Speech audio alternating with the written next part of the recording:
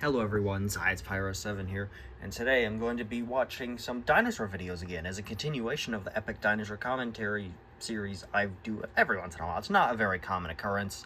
More often than not, these videos don't do particularly well for me. Actually, the November one has more views than I last remember. But I do admittedly get inspiration to make videos of my own like these from AV&J's older content and FishStickOnAStick's dinosaur reaction videos.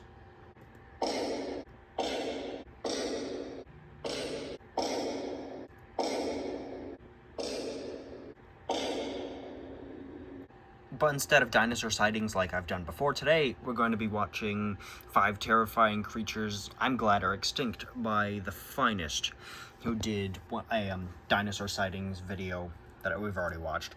Basically, I'm going to rank these on if I would be scared by encountering them in the wild. Quick reminder, I'm not hating on the channel or the video itself, I'm just giving my opinions on it. No criticism towards the creators intended whatsoever. So with this being said, prepare to be amazed with these 5 terrifying creatures you're glad are extinct. Do amaze me. Well, let's begin. Number 5. Dinosaurus. Dinosaurus? Terrible hands. Okay, fair. Is a poor critter that looks like it's suffering from T-Rex arm syndrome.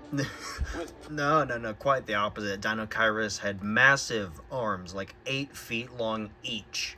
In fact, those were the first fossils of Dinosaurus discovered, which is why it's called Terrible Hand. So, yeah, no, but fair enough. I would honestly, even if it was an omnivore, I would be a bit concerned by coming across a Dinosaurus. It is a really big animal. This theropod dinosaur weighed in around 2 tons and are 11 to 12 feet tall. Hold on. Let me Google debunk this. Yeah, no, I didn't think 2 tons was very accurate. The height seemed right, but it's definitely heavier than 2 tons. Making it one of the largest theropods that has ever existed. It was originally fair, thought it is to be among there. But recent research shows that the claws were too blunt for killing. I think you mean Therizinosaurus was thought to be, because its claws were rather blunt, and it was an herbivore.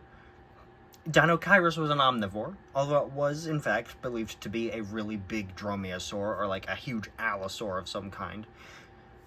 And now we're on Sarcosuchus. Number 4. Sarcosuchus.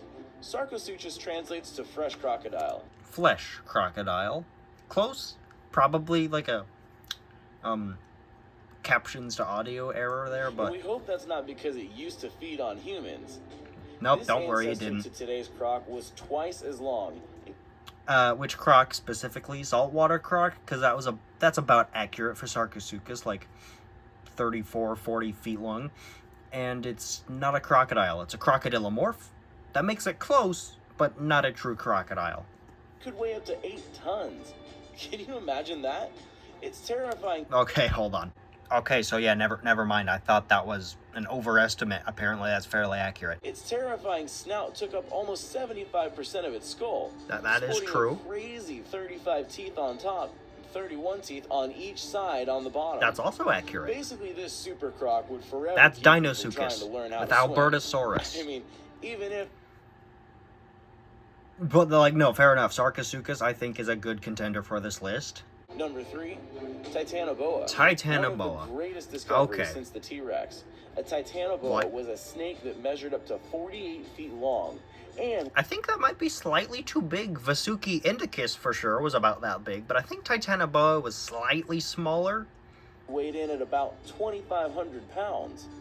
Uncovered from a treasure trove of fossils in a Colombian coal mine, this serpent is revealing a lost world of giant creatures that would be extremely dangerous to have in our present time.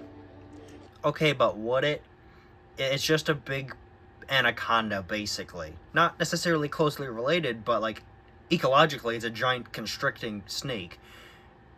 Anacondas, green anacondas, one of the 2 species, I forgot what the new one is called, but, like, they can get up to, at the maximum peak of their length, like, almost 30 feet long. Titanoboa would have been just like 10 or 12 feet longer. Also, Titanoboa primarily fed on fish. My question is, would you travel back to the period following the extinction of dinosaurs and encounter this terrifying looking monster? I know. Again, it primarily fed on fish and mostly lived in the water. most likely did anyway. Number 2, Anomalocaris. Anomalocaris? I'm just now noticing, I forgot to mention, Titanoboa, I wouldn't really say it's that scary in my opinion. I mean, I'm biased, I do like snakes, but the strange shrimp? Anomalocaris?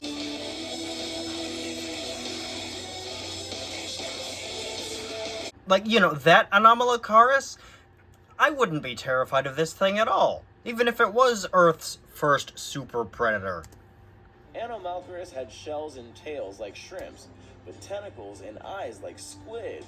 Except those tentacles had teeth on them. It didn't really have tentacles. It grew up to 60 centimeters long, although some scientists... Like, look at it, it's adorable.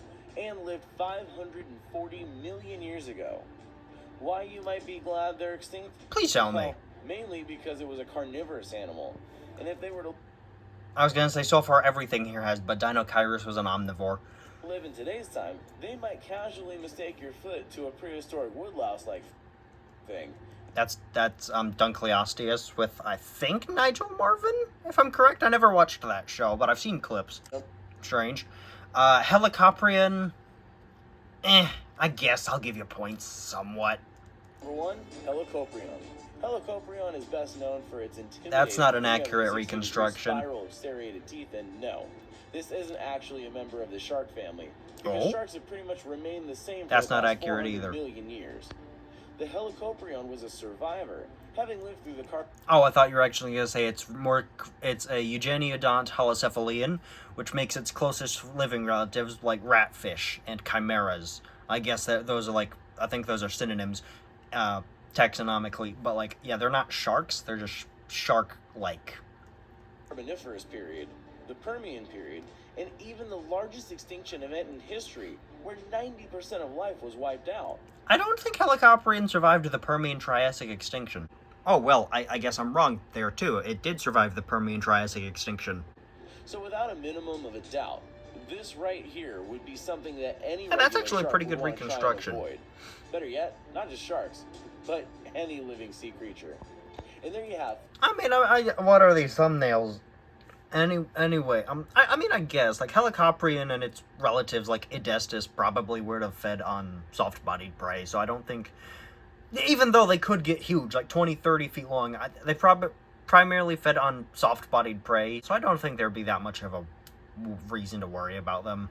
And I do actually have a second video. It is slightly longer, so I'll probably manage to get through it fast enough. This is also by The Finest. Let's just get into this. Also, once again, no criticism, just my general thoughts about the info in the video. Scarier than you think. I'll be ranking these the same way. 5, Allosaurus. I guess. This was pretty much the bully of the dinosaur world. Fair enough. There is evidence Allosaurus would have fought everything that it lived with. It was at the top of the food chain and would eat both large herbivores and small or average-sized predators. There were few of the giant meat-eating predators who were said to have a better social construct.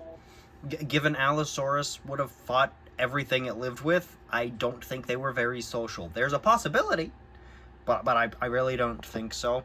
Similar to the T-Rex in size and weight, their lifestyle habits were No, Allosaurus was way smaller than T-Rex in both size and weight. Substantially different. However, Allosaurus did have a more terrifying face with all horns and ridges poking I mean, T-Rex kind of also has horns and ridges, just to a lesser degree. out, which made it quite an unpleasant sight. I guess. 4, Quetzalcoatlus. You're not a dinosaur. The Quetzalcoatlus, the largest flying animal to ever... But no, actually, fair. Fair. Allosaurus, I mean, I guess. Quetzalcoatlus, no, fair. It's an Asgarkid.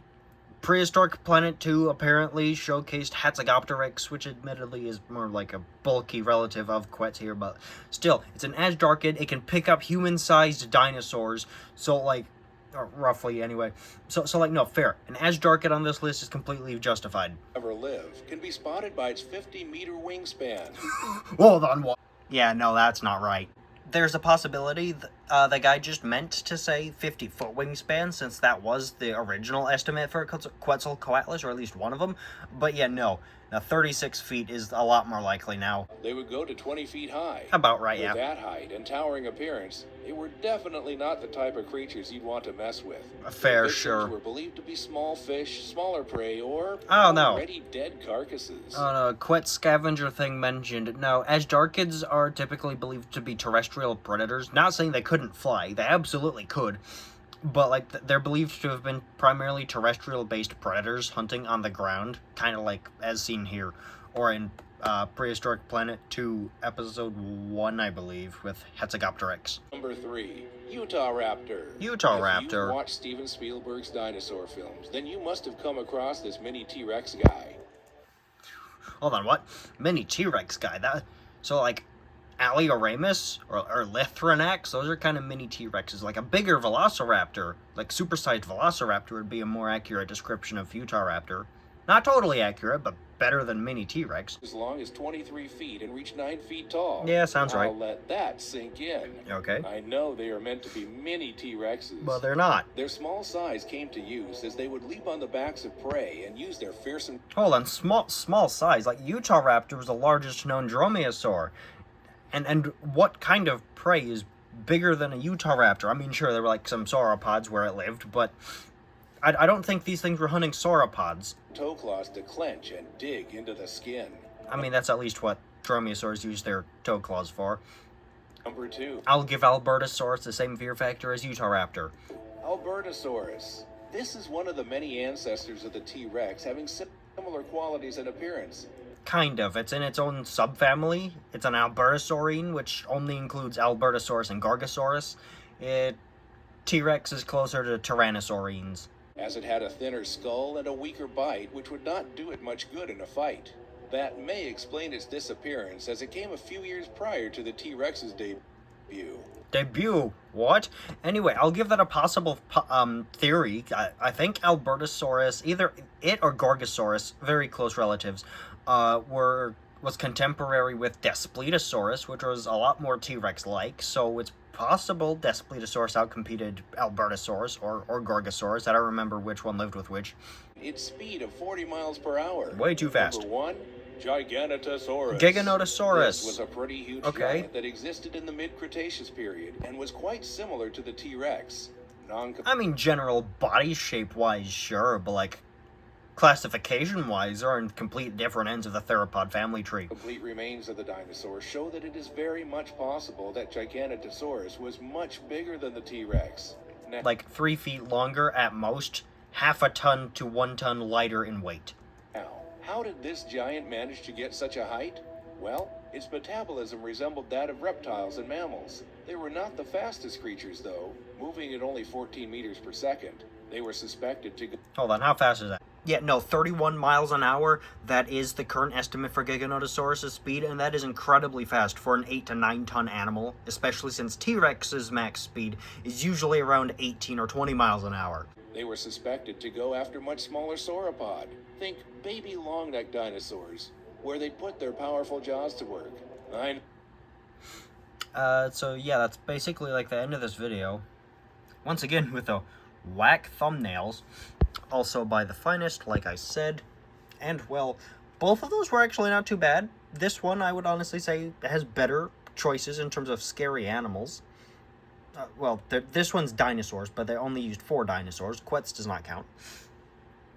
Both of these are linked down below if you want to check them out on the shelf. No criticisms aimed at The Finest. I just wanted to look at these because it's been a while since I've done it. And so, yeah, sniffly nose because of fall allergies. I've got terrible allergies. But yeah, that was this. I kind of found it fun. Hope you enjoyed my commentary on it all, and I'll be seeing you again next time. See ya.